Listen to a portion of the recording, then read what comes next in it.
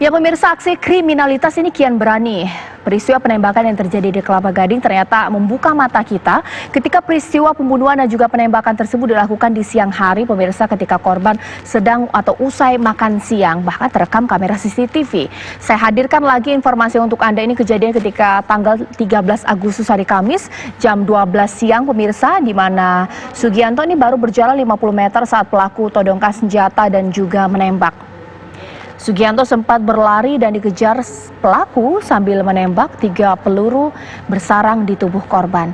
Usai menembak, eksekutor lari menuju rekannya yang tengah menunggu dan kemudian melarikan diri. Ya, anehnya pemirsa, nih peristiwa ini terjadi di siang hari. Tentu saja ada beberapa orang yang menyaksikan dan saat ini telah menjadi saksi mata atas peristiwa tersebut.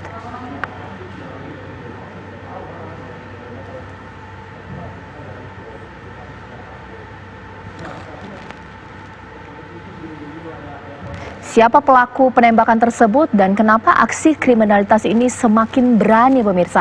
Itu yang akan saya bahas di malam hari ini. Telah hadir di studio TV One Bapak Thomas Suniaryo, merupakan kriminolog. Selamat malam Pak Thomas. Selamat malam Mbak Caca. Dan juga saya akan mengupdate kepada polisi ini bagaimana mengenai investigasi atas peristiwa ini. Sudah tersambung bersama kami Kombes Pol Budi Herdi Susianto. Selamat malam Pak Budi. Selamat malam Mbak Caca. Iya Pak Budi, ini bagaimana kemudian investigasi yang dilakukan aparat kepolisian? Sudah bisa ada titik terang dan pelakunya sudah dikerucutkan kepada siapa Pak?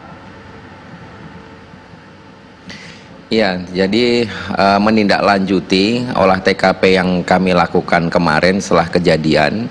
Kemudian kami juga mendapatkan informasi dari dokter yang melakukan otopsi di Rumah Sakit Polri Kramat Jati.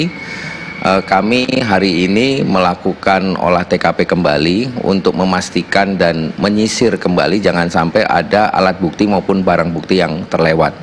Dan informasi yang kami dapatkan dari dokter forensik bahwa pada saat dilakukan otopsi itu dokter tidak menemukan adanya proyektil yang bersarang di tubuh korban.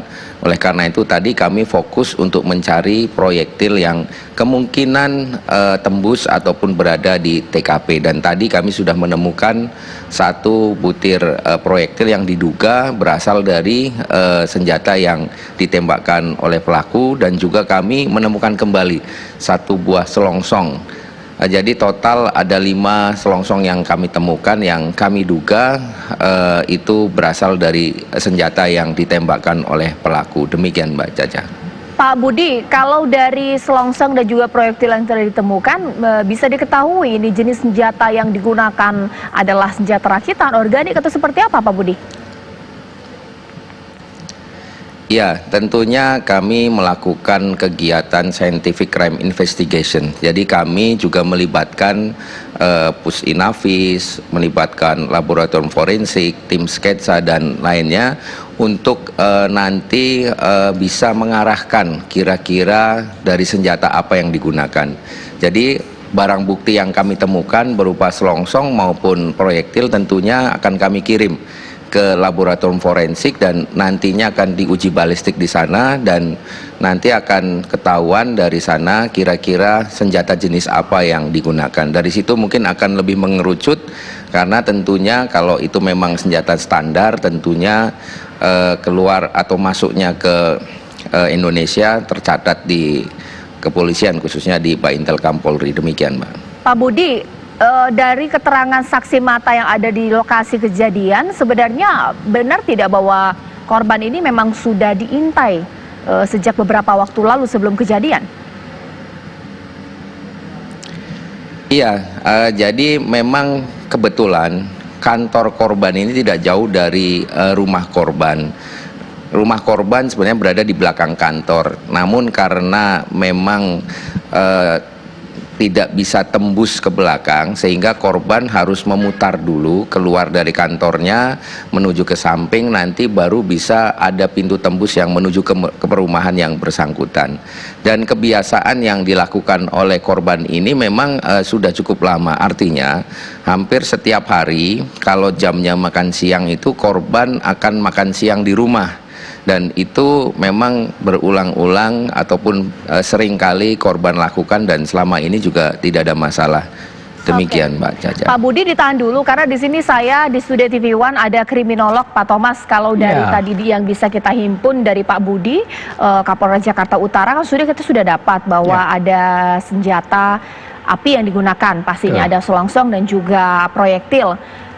Waktunya juga sudah ditemukan ketika makan siang. Ini berarti bahwa pelaku ini sudah mengintai. Kalau mengintai ini profesional atau bagaimana ya Pak? Begini Pak. Kejahatan yang seperti ini ya, terutama pembunuhan gini, biasanya antara pelaku dan korban itu sudah ada relasi. Ya, pelaku itu artinya otaknya ya, bukan di lapangan. Di lapangan bisa saja dia menyewa pembunuh profesional gitu ya.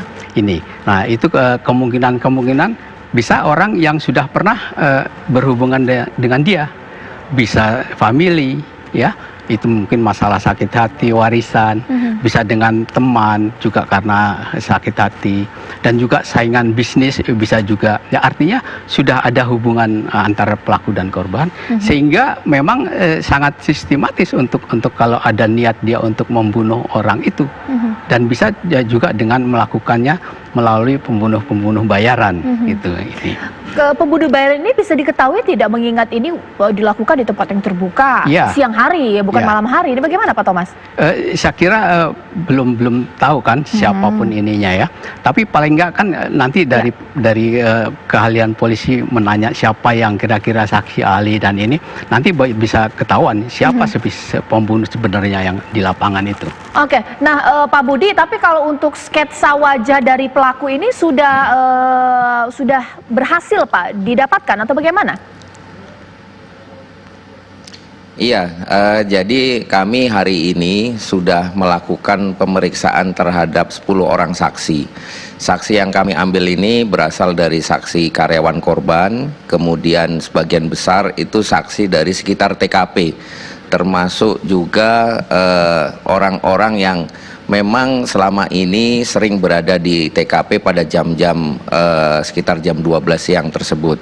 Dari keterangan saksi-saksi yang sudah menyampaikan kepada kami, kemudian kami sudah menganalisa, dan dari analisa kami sudah berkoordinasi dan membuatkan tim sketsa analisanya, dan insya Allah malam ini sebenarnya kita sudah mengerucut pada sketsa wajah dari para pelaku yang kita himpun dari beberapa saksi. Mudah-mudahan dalam waktu dekat bisa kita share, bisa kita sebarkan ke masyarakat, siapa tahu ada yang mengenali dari pelaku itu sendiri. Oke, kalau kita berkaca karena informasi yang kami terima itu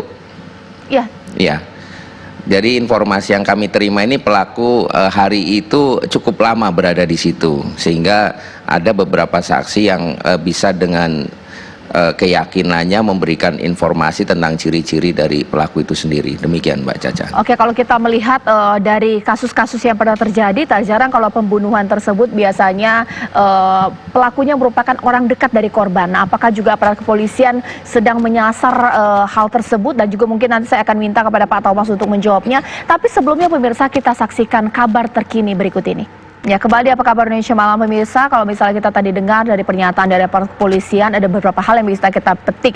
Kalau kita membaca mengenai kasus ini, Pak Thomas, kalau misalnya melihat juga dari CCTV, ini kan pelaku melakukan tembakan hingga berulang kali, bahkan jarak dekat. Kalau begitu bisa dikatakan bahwa ini amatir atau mungkin memang benar profesional, tapi dengan untuk mengelabui atau juga memudarkan atau menghilangkan modus sehingga tampaknya tidak profesional. Bisa dilihat Pak Thomas, nah sampai dikejar seperti itu. Bagaimana? Kalau misalnya itu bisa menjadi titik terang buat aparat kepolisian menginvestigasi tidak Pak Thomas? Ya, ada beberapa kemungkinan sih. Kalau kita lihat dia dekat sampai dia berkali-kali bisa dendam ya. Tapi orang menembak itu nggak mudah ya, biar jarak dekat kalau yang nggak terbiasa memegang senjata ya. Barangkali kalau pengusaha atau lawan pengusaha dia bisa punya senjata ya kan, bisa juga diizinkan polisi, dia sudah latihan gitu. Atau memang dia profesional sekali, jadi supaya tepat, supaya dia langsung mati, habis nggak bisa ini. Gitu. Oke, nah nanti saya akan tanyakan kepada Pak Budi bahwa biasanya kalau misalnya peristiwa pembunuhan itu yang merupakan otak dari pelaku adalah orang terdekat dari korban. Nah, bagaimana kemudian investigasinya? Tapi nanti Pak Budi akan jawab usai jeda berikut di Apa Kabar Indonesia Malam.